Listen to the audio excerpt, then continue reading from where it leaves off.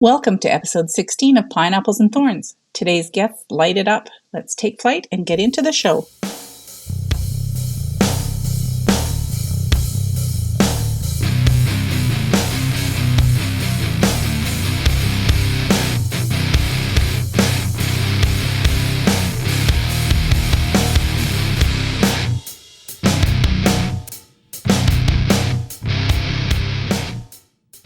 Hello and welcome to the show. Peter, how are you today? Great, Kat. How are you this morning? I'm a little tired, but I have coffee. We got up super early today because we have a couple of special guests, but I'll get to them in a second. Do you have any updates on your upgrades? I know you've been working hard on Town Hall 14. So I have now all of my expos started. Mm-hmm. I've finished 2 of them, and all of my mortars are in progress. Mm-hmm. I did my hogs and my miners, and I'm still waiting on Yetis. I think I have another 11 days to go on Yetis. Nice. But I'm still happy with air attacks. I'm still doing the Skybrid bat thing that Ink introduced to me, and still successful. So let's introduce our special guests. We have Whip. He shares the leader role at Phoenix Reloaded with Jess/Sky, who unfortunately could not be with us live today, although I believe she is lurking, listening to us. And Sherlock, he's a co-leader at Phoenix Reloaded. Welcome, guys, and let me officially welcome Phoenix Reloaded to the Clash Files family. yeah. Woohoo! Thank you.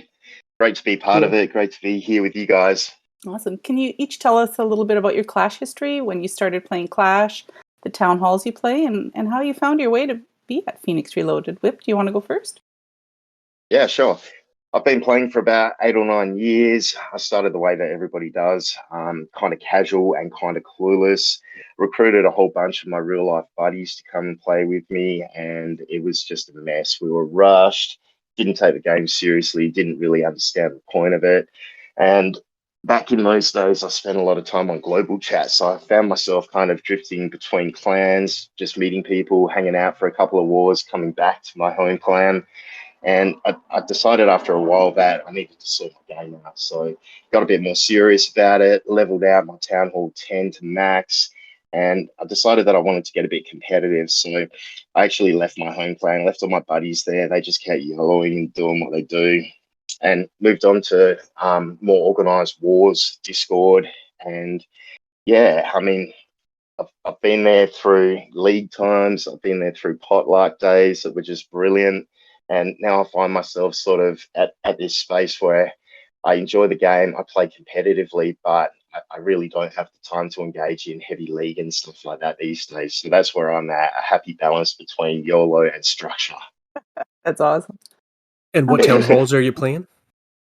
I'm just playing at Town Hall 14 now. I've pretty much retired all my mini accounts.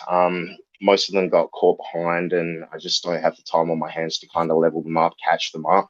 So I've got 2 Town Hall 14s, and I like being part of sort of the active heavy meta. So yeah, that's where I'm at these days. Nice. Sherlock, how about you? I started playing Clash somewhere around 2016, mid of 2016. I was just a casual player back then.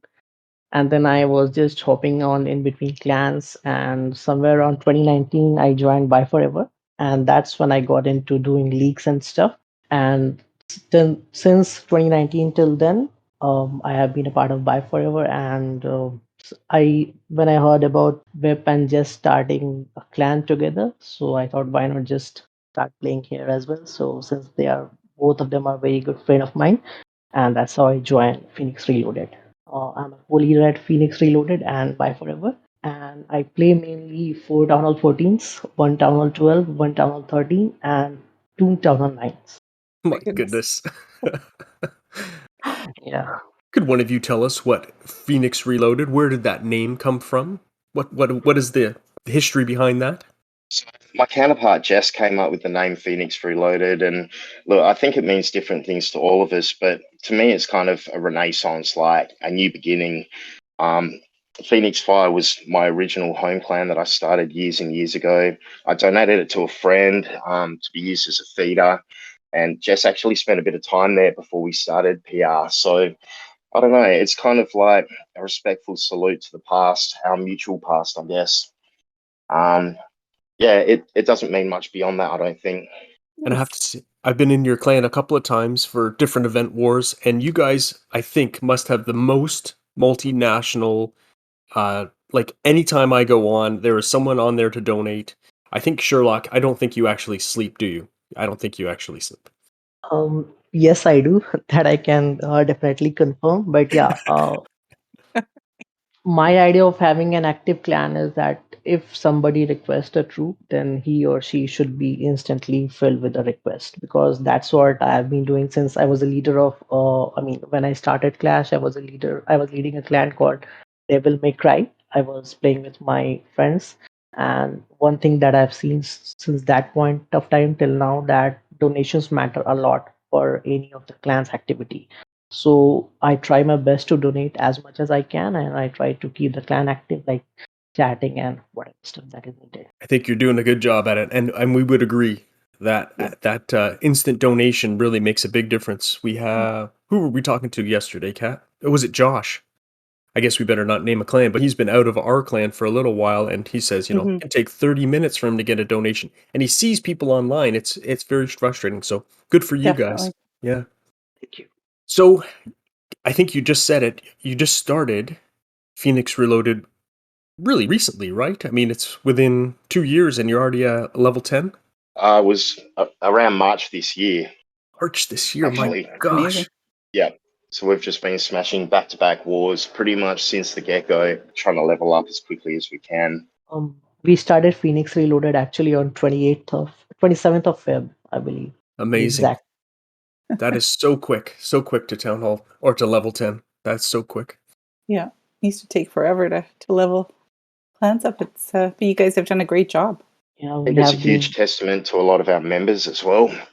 We've got a few guys running lots of accounts between Frosty, Sherlock, Jess. These guys are just cranking out accounts. And War Day is just kind of non-stop hit, which is awesome to watch, awesome to be a part of. But I think that's a huge reason behind how we've gotten to where we are so quickly. Definitely. Which leads me right into how did you?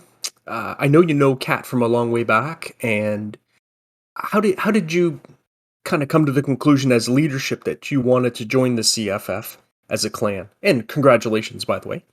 We're really happy to have you.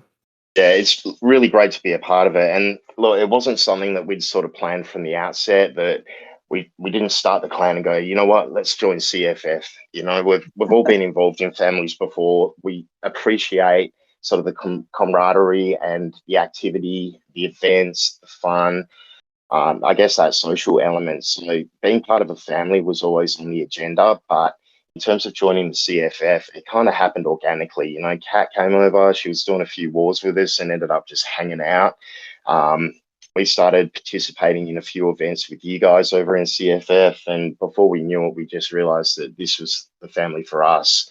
You know, it's not like we were shopping around or anything like that. It just felt right. And as soon as we were part of it, saw the pretty Discord, saw all the cool people, the warm welcomes. It just felt like this was home. So, look, we're ecstatic to be a part of it and just absolutely over the moon to see what the future holds for us being part of the family.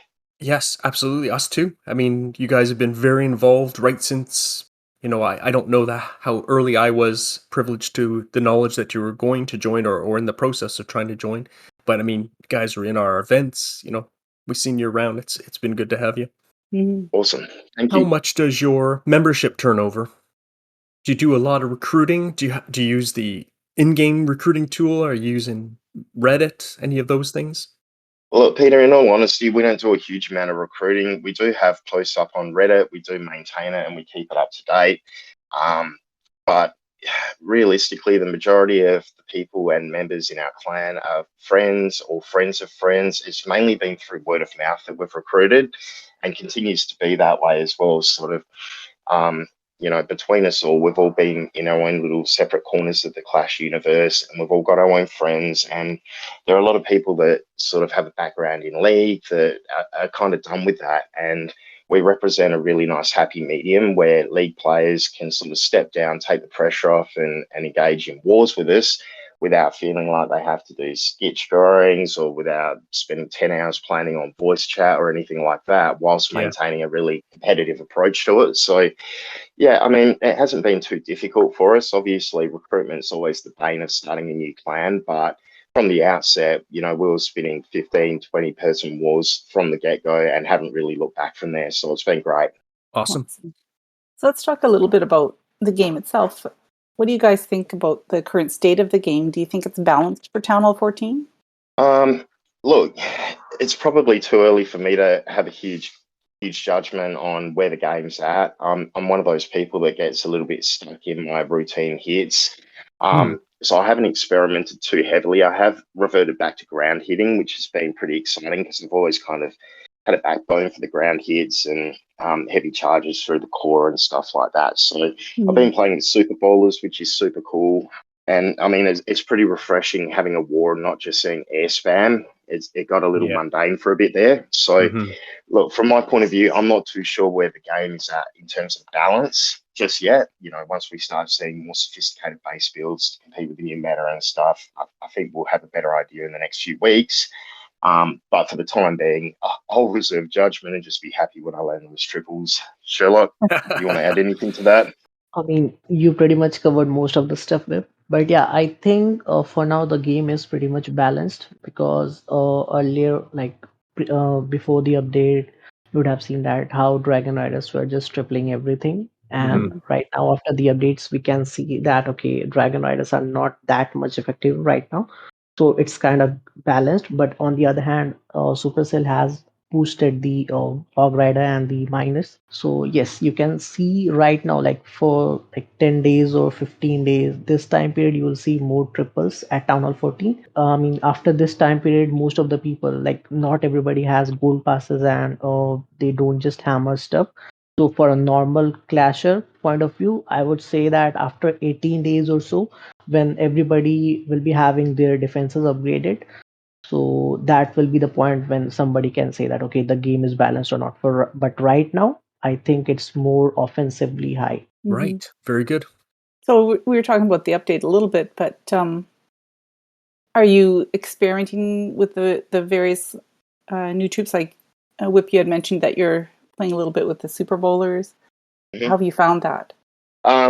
Look, I've always been a fan of bowlers. At Town Hall 10, I used to absolutely carnage everything in sight with bowlers. So having super bowlers sort of allows me to channel that in obviously a more defensively heavy format with Town Hall 14. There hasn't really been a good ground troop that works for me in terms of sort of a nice clean queen walk on one side, a funnel on the other corner, and then just push through the core. And I've really enjoyed using the Super Bowlers for their resilience. I've been hitting just randomly in Legends and thinking, oh, it's not a bad hit, but it's not going the distance. And next minute, everything's still standing. And I'm thinking, holy crap, this has really turned around. These Super Bowlers are pretty good. So, look, I haven't played with them enough to hold too much judgment on it, but I think they could possibly be overpowered. But I'll come back to you on that one in the next few days. What was your first thought when you saw how many housing space they were going to take? I was pretty skeptical that they were going to be a good investment, but I mean, the return on investment is their durability. So, look, despite not having many of them compared to, I guess, the more old school bowler smashers that you used to see a bit more of, you don't just have a blue mess in the core, but nonetheless, they just kind of keep going. They can push through. So, yeah, look, I'm really enjoying Super Bowlers at the moment. I'll probably boost them again and give it another couple of days.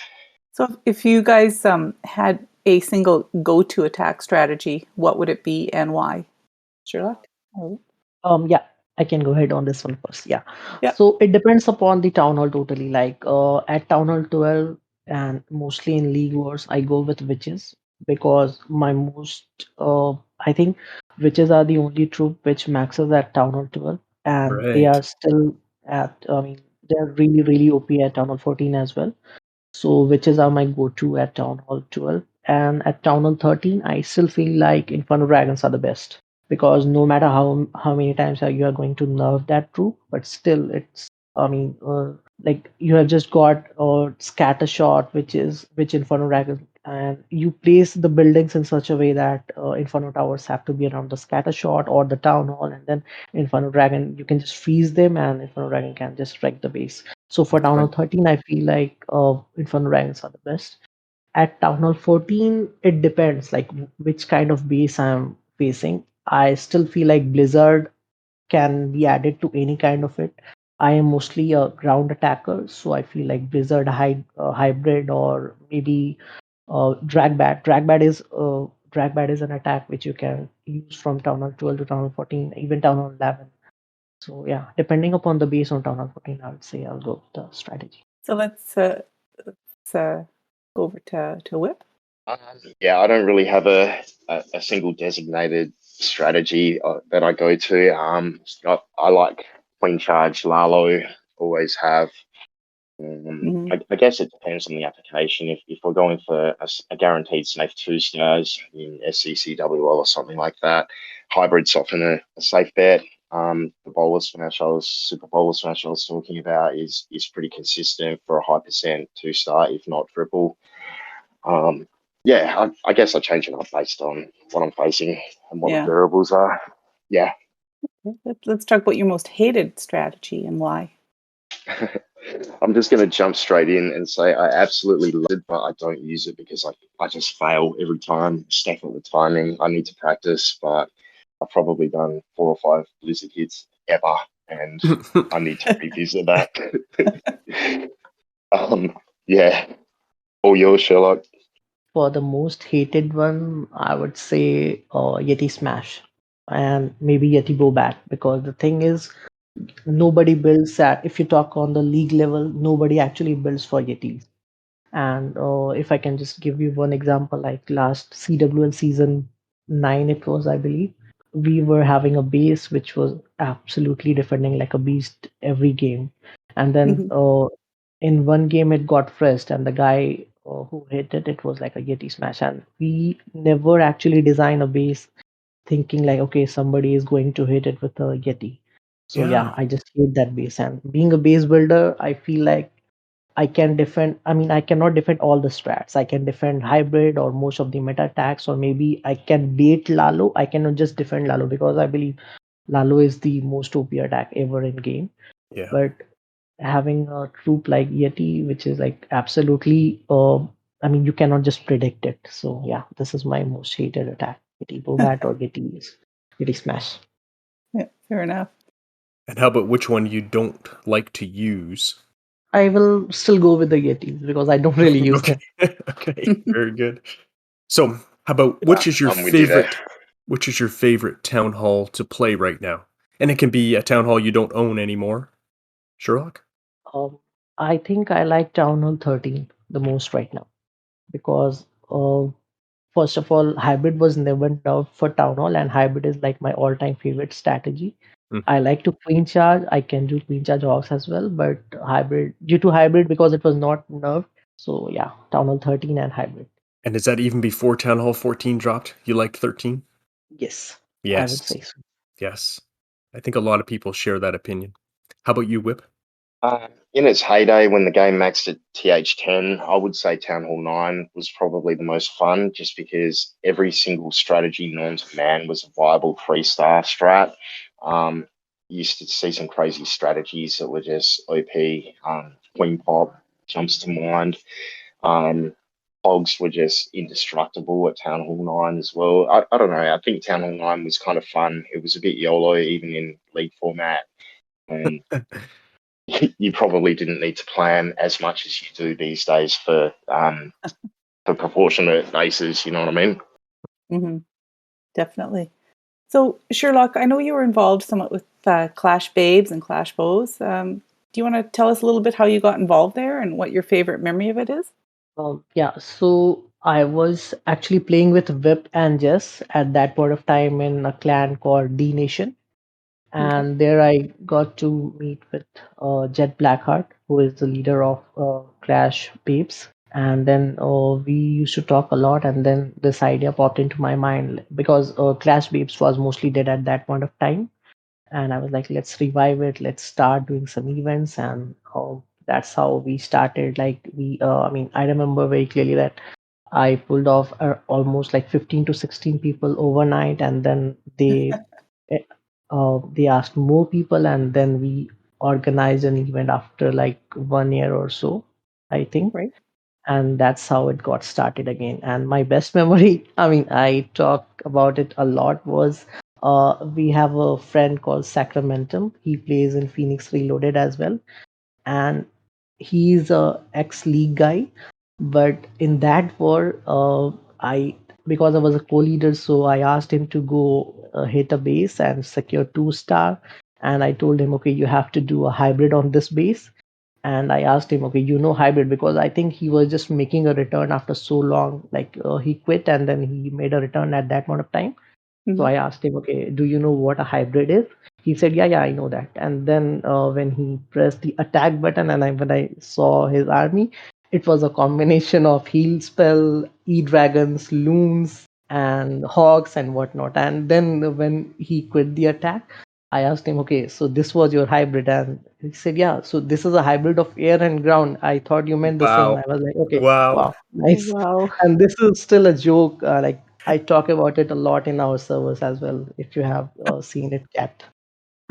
Oh, that's hilarious. Did he get the 2-star? Yeah, he Ah, got the Okay, two that's star. good enough. Good enough. Okay. important Otherwise, question. I would have booted him for sure. Right. Sorry, Jack. So part of the requirement for entry to the CFF was that you had to organize and run a family-wide event. So can you guys talk a little bit about that experience? Yeah, hosting that event was one of the highlights of my Clash career. That was just so much fun.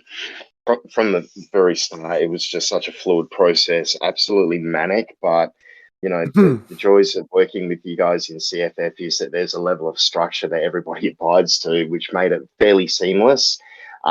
It was just, yeah, an absolute excitement machine. We were hyped up about it before, during, and afterwards as well. Saw some really cool air meta attacks. But yeah, as far as the process was concerned, it was easy and fun. And it was actually the first actual event that I've ever really been a part of hosting. I mean, outside of arranged wars and friendly wars, mainly for practice purposes, I haven't really been involved from the ground up in commissioning an event like that before, and it was a great experience, and I can't wait to be part of the next one. Awesome. I'd like to ask about past league participation. You've alluded to it a couple of times. Sherlock, maybe you could tell us what leagues you've been involved in and how successful you've been, or maybe not even successful, how much enjoyment you got out of that kind of play. Okay, so I've been playing League since I would say 2018. I was a part of a clan called Croatian Army. One friend introduced me to over there. I played for some time, and then I joined Buy Forever. And since like 3 years now, I've been a part of Buy Forever as a co-leader. And I have played in CWL, that is Champions War League, in White Division. I have played in No Dip League, and I have also played in some other 5v5 ESL style leagues for my another. I mean, I was a part of a clan clash. Oh, it was CPH. I don't really remember the full name now, but it was a Global Clash Cup and some events like that where we were a group of 5 people who used to play over there. So yeah, I mean, I have done quite a lot of work since joining Buy Forever in the league. And how about you, Whip? I haven't played in League for a very long time, and it's a decision that was hard to make at the time. But reality always comes first, unfortunately, and I just don't have the time on my hands to dedicate to that element of the game anymore. But I've participated in MLCW and CWL. I used to be a co-leader in a clan called the Holy Cronut, who went on to win CWL championship. I can't remember what season it was, but I was actually halfway through that season when I skipped out of clan for my own reasons. And it's a demon that I'll wrangle with forever. At that moment in my life, league play was as good as it got. It was the pinnacle of the game, and we made every minute of it count. The endless voice sessions, and it's something that I'll take with me forever. But at this point in time, I just don't have that in me. It's kind of hard being a family man, running a business, and still finding the time to put into it. So, That's yeah, for I sure. mean, Not to rule anything out in future moving forward, but right here and right now, this is kind of where I'm at. But I do live vicariously through Sherlock and a few of my other buddies in clan who skip out elsewhere to go and kick ass. And what do you think between the the ESL style, the 5v5, the quick format, the streamer, the wars versus the old mixed breakdown? How do you see that progression? We seem to get a lot more coverage now on the ESL type wars. What do you think of the difference or the change? I'll let you feel this one, Sherlock. Sure. So I like the, I mean, I can say at that point of time that I am a OG of this game. So yeah, I used to like the game when there were few games and few leagues, and streamers used to give importance to more such stuff. Like at one point of time when CWL was the only league which used to stream, and then people were getting so hyped.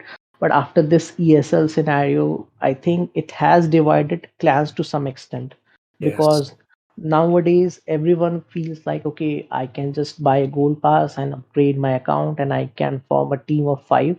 But ultimately, I mean, it's a good thing. Yeah, it's a good thing actually, and it's really nice for Supercell to introduce things like that. But again, at the same point of time, I would say that, okay, you are forming a team of five and you are just going to play with a group of five people, then when it comes to farming, ultimately you will need a clan, right? A group of people, because yes, you can definitely donate to yourself and do wars by 5v5 as well, but this is not why we joined this game. At least that is not my idea of clash.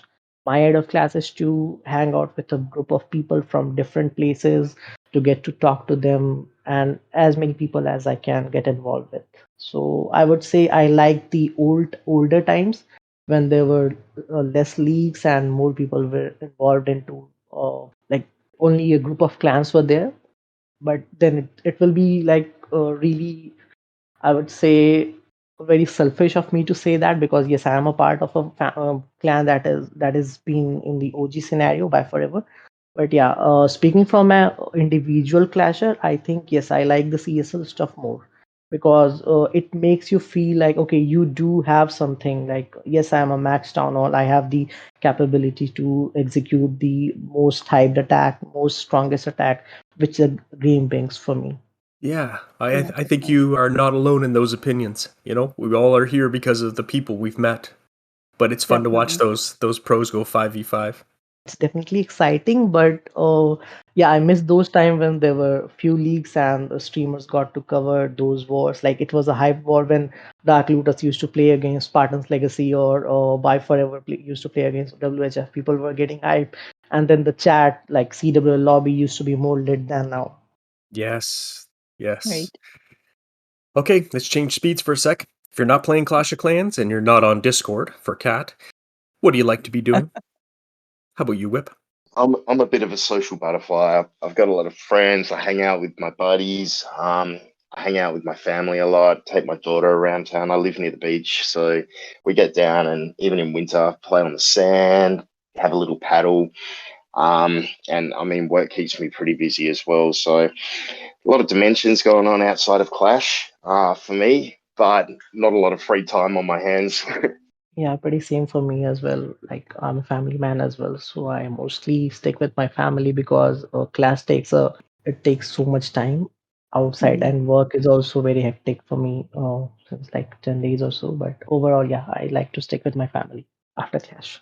Are you playing any other games besides Clash of Clans? Nope, just Clash. Nope. Makes me feel a bit better. Have you downloaded Everdale yet, Cat? Everdale, no, and I never shall. It's on record here. I shall never download Everdale. The only other one I play is Clash Royale, and that's kind of a love-hate relationship there. Fair enough. So, well, let's talk a little bit about something fun. Hero pets. Tell our listeners, what is your favorite hero pet and why? I've got to go with the unicorn. The amount of shabby 2 stars that have come right at the end with my queen hanging to the tiniest slither of health because she's got a unicorn facing her around.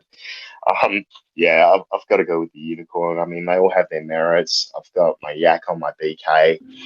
I find it's quite often a cheap funnel opposing side to the queen walk. So yeah, I don't mess with the pets as much as I probably should. I'm not that experimental with them, but if I had to pick one, it would definitely be the unicorn. How about you, Sherlock? Same for me. Mm. Same for me because unicorn you can switch it with different heroes and you can see how it works with them. But even if you're doing like a multiple hero charge, which Vip and I were talking just before this podcast, if you pair unicorn with an RC, then also it's very useful. Yeah. Even though RC has not got that much of health as compared to Archer Queen, but yeah, if you use your invisibility spells correctly, it's a very good pet hero combination. So yeah, Yeah. unicorn for me as well. Yeah, I have seen some people using the unicorn with the RC lately, and it seems to be pretty effective for sure. Mm. Are you guys disappointed that we didn't get new levels on the pets in the last update? Not at all. Not really. There's so many troop upgrades. Yeah, it's already like so many upgrades, so many accounts to play, and after that, if you get more levels on pets, it's like too much work. So no, I'm happy. Did any of you notice that the yak got lost its splash damage? Have any of you noticed that effect on your your little funnel or the counter side to the queen charge? Have you noticed? Yeah, For what I absolutely. use the yak for, it hasn't bothered me too much actually. Yeah, I mean, if you remember doing those, if you are into Sui hits, then if you remember doing those Sui hits when Ground Skelly just pops up, if you are going into a multi inferno or a single inferno, and then your yak used to just go nuts, and then it used to kill all those Skellies. But now, if you just do a Sui with your BK and the yak, I think it is going to be less effective because yak is now a point defense. It will go into those Kellys one by one, which earlier was not the case. So that makes the if there is a single target inferno or even if a multi-target inferno and there is an expo placed just behind the inferno, that makes your Sui very less effective. So yes. Okay. Our SCWL has just started in Redthorn. We took a long time to match, didn't we, Kat? Maybe 10 hours, 12 hours, something like Yeah, that? something like that. It's not our record though. I think our record was like 30 some hours. Yeah. How do you guys handle SCWL in Phoenix Reloaded? Well, this has been a very different SCCWL for us actually. Not to mention that we've just been promoted into Masters, so it's kind of the first time we've really felt any sort of remote challenge thus far. We've just been blitzing our way through, and it's kind of nice to get some even breakdowns here. And it's also the first time that we've divided our roster into two separate clans. So we've just gone Town Hall 14 only for this war, for this season. Yes. We've sent all of our 13s and below to Devil May Cry, Sherlock's original clan. We just wanted to maintain, I guess, a competitive edge in a heavier league, and running, a 14 breakdown is obviously the way to go. So look, we're on War 2 at the moment. It's definitely more competitive. We blitzed War 1, which was a Nice. great start, and I can't see us really getting bottlenecked at this point. We've nothing but 15 Town Hall 14s on the roster. So yeah, it's going to be refreshing. Finally getting up into the big boys club, I guess, and meeting some better hitters and some better bases as well. I mean, it's very experimental at the moment on the back of the update as well, experimenting with new troop levels and stuff like that. Heavier defenses, not too many, but it's good to see it anyway. What about you, Sherlock? Do you have anything you want to comment on about DMC? We are doing actually pretty good. I actually thought that if we are running a mixed breakdown war in SCCWL, then we will not be standing at what we are actually looking pretty good. So we won the first war, and even though after getting 4 1 stars, we were actually able to make it, and I'm really happy Wow. about it. Wow. Nice. Awesome. So that's the end of our time here with you guys. I want to thank you for coming on and telling us about Phoenix Reloaded, and again, welcome to the Clash Files family. We're super excited to have you. Do you guys have any shout outs that you want to give? A big shout out to all the crew at PR. It's been a big push for us to get to where we are, and it's all on the back of each and every one of us for our spot, both in the CFF and also as a clan. finally making it to Town Hall, to Level 10 was a big milestone for us. And it was pretty crazy back-to-back big wars leading up to it. So Yeah. it's been nice for us to all sort of catch our breath a little bit. But a massive shout out to the clan, massive shout out to the new family. Thanks so much for having us. Yep. Huge shout out to the CFF family and people at PR. But I would like to especially mention one person who made it all possible, like Frosty. He's the guy who works and he hardly 100%. sleeps. He never sleeps, in my opinion. Like he is like he just acts to it. You just give him a task and he's like, okay, it's done. So huge shout out to Frosty is a Frosty. beast. Yeah, for Yeah, sure. right. Not only on Discord, like he's our main Discord guy. He's the one who set it up all, and then he manages the clan, and then he's a beast of an attacker. So really huge shout out to Frost, and yeah, that's all from my side. And thank you Preet, for having us. Peter, how about you? Do you have any comments or shoutouts? Oh, yes. I'd like to thank you guys for coming on. That was really great of you. I know it was a little nerve-wracking, but I think you did really, really well. And I'd like to shout out Sky. She was one of the 4 lovely lady captains for the CFF draft war, but her microphone didn't work. So it allowed me to stay active, even though I was my hosting job had been completed. I got to announce her picks. So shout out to Sky and to Ink and Miss P for the behind the scenes work at the CFF draft war draft. Thanks. Awesome. My shout out would be to everybody who signed up for the draft event challenge.